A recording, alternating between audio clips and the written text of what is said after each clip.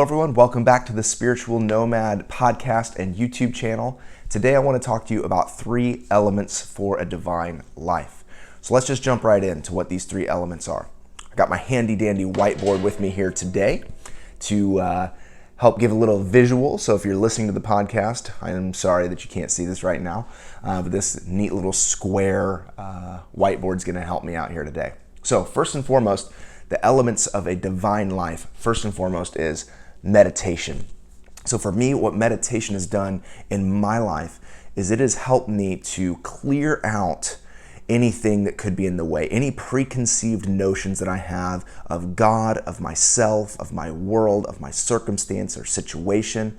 Meditation releases all of that. It absolutely clears the foundation so that something new can come up. That's what it's really about. See, the divine is something that is over and above this physical world, the spirit and the flesh, the ego and the true self. It's this sort of higher kingdom reality. Paul says, set your mind above where Christ is seated.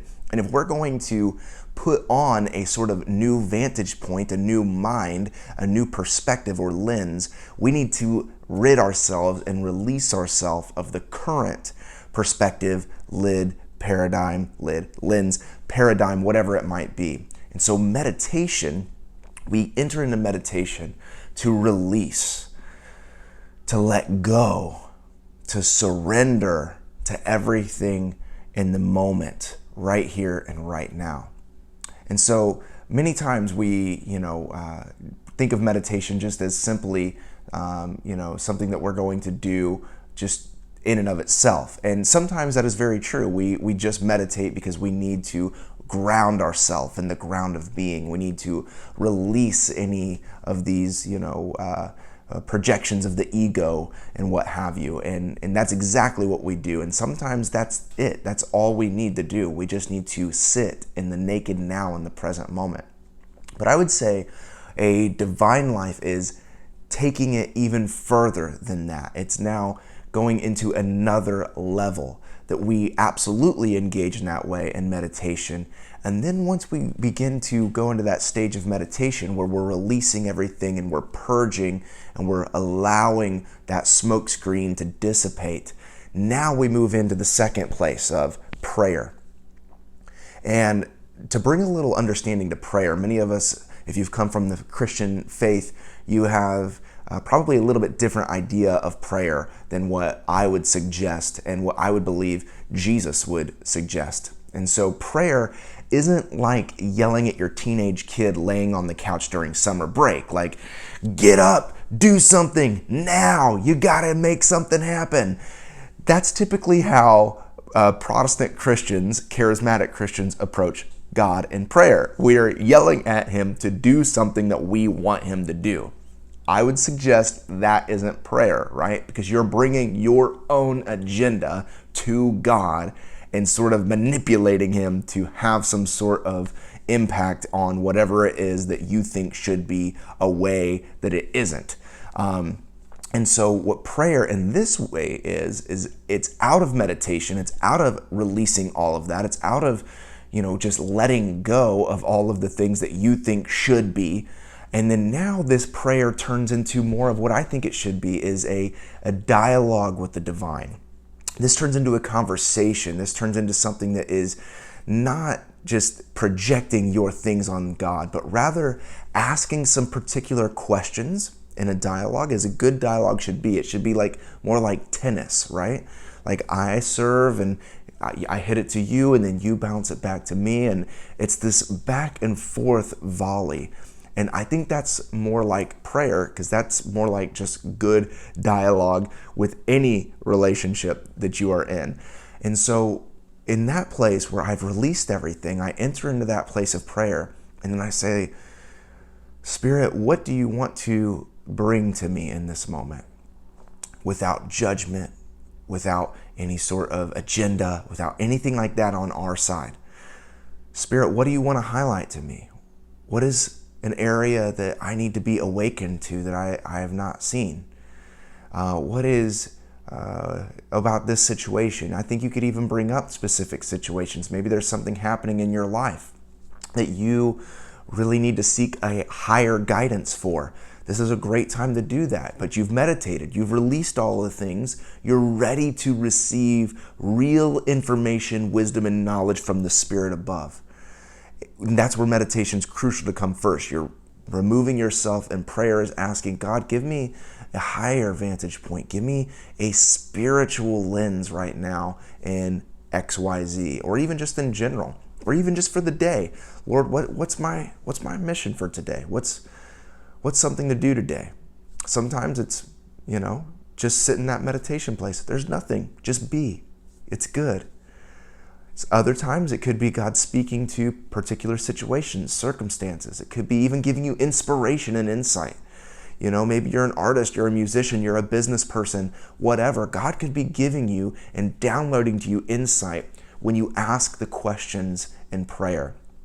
And then you begin to have this dialogue. As you sense what the Spirit is saying, you begin to repeat that back to God. God, I sense you leading me in this direction. I sense that you're doing this. And you begin to have a sense of discernment from, just what is, I'm hesitant to say right and wrong. I don't want to say right and wrong, but you begin to navigate where the grace is. Maybe that's a better way. You navigate where the grace is in prayer. You ask the questions. You're calm. You're listening. You're sensing what's intuitively happening within you. And then now you begin to navigate where the grace is. And that's where prayer is. And then out of that is the third place, is power. And I know for many of us, especially if you're coming outside of like a more of a Pentecostal or charismatic expression of Christianity, you're just thinking about just like power, like, laying people out in the Spirit power. And I'm not saying that is bad, wrong, or indifferent. I'm just saying that this is more of a deep-seated identity power. That I have released my ego, I have released my smoke screens, I have encountered the divine in a dialogue, I've gotten some sense of guidance, of grace, and now I'm going to be an impactful change agent in the world for good, for all humanity. And that is where this power is so important. That I think a divine life is not just simply sitting in meditation, is not simply sitting in prayer, but it is having some sort of meaningful, tangible impact in the world out of a higher vantage point, right? It's not out of the ego, it's out of the higher vantage point. Jesus, he went into the desert, he got his identity, and then he immediately after he was released the ego and entered into his divine calling, he called disciples to himself who left everything, who left their business and their fathers and their spouses even, and went and followed Jesus. And what's the first thing that they went and they did together as they went from town to town, teaching and healing? They were moving in a place of power. They were doing something. Even the Buddha, if that is a more appealing narrative to you at this point in your spiritual journey. The Buddha, he left everything. He left his royal place and he went and he became enlightened, sitting under the Bodhi tree, and was aware of his true nature, of his true self. And out of that place, then he went and preached and taught, and he did that for more than 40 years. He was preaching and teaching this message of engaging your true self. That's a power. That's a place of power that came from a place of prayer and meditation. And so we are invited to be a power in the world for good. We are invited to make some sort of tangible impact in the lives of other people, because it's all about people then entering back into this cycle. As we move in a place of power, we're inviting people to release who they think they are, the things that have been put on them, and to enter into the place of freedom and liberation in the spirit and the true self, and get some sense of understanding for who they are in God, and then they go and live in the world in some unique, particular way for them. And that is this cycle. But many of us, we don't get down here to the power place, because for whatever reason, we're fearful, we're scared. We're scared to have that sort of place in this life. We don't want to feel manipulative to other people, but It's not manipulative if you already know who you are, and if the divine has approved you and has given you a sense of grace for whatever it is. Now you're not a manipulator. You are walking into something that God already has set up for you for good, for the good of humanity, for the good of this world, for yourself, for the advancement of the kingdom of God in the Jesus narrative, right? It's the kingdom of God that brings liberation and freedom and hope and fulfillment. And that comes from us walking out our power from the prayer and meditation that we have done. And I want to encourage us to do that, to actually be living into places of power, to see change happen. Because I don't know about you, but for me, it's been deeply meaningful and impactful for me to live through this and to get to this place of power in my life. And to do it out of a place of true grace, and to do it out of a place where it is not my ego trying to bolster, it's sensing what the Spirit is doing. Jesus said, I can only see what my Father in heaven is doing, and I do His will. And we get to that place of power. That's where that place of power is. We say, I'm just yielding. I'm surrendering. I'm submitting myself to this greater ultimate reality, kingdom of God, pure life, whatever you might want to call it. And I'm living into that. And we ask God to reveal that to us in our prayer and meditation practice.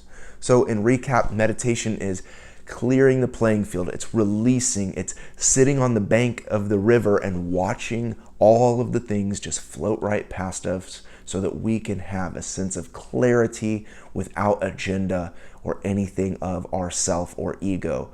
And then we move into prayer, where it's this divine dialogue, where we learn to ask questions and hear in discernment for grace and for guidance. And then we move in a place of power in this life, on this physical plane of reality, bringing a higher consciousness, a higher reality, a kingdom reality into this world. So these are elements for me that has helped me live into greater depths of my divine life. And I'm curious about for you, what would you add to this list? What would you, make comments on about these three things? I'm very curious. So be sure to comment and join me on Instagram, YouTube, if you're listening to this, and comment. I'm curious about your ideas about what make a divine life. So thank you, and we'll see you on the next video.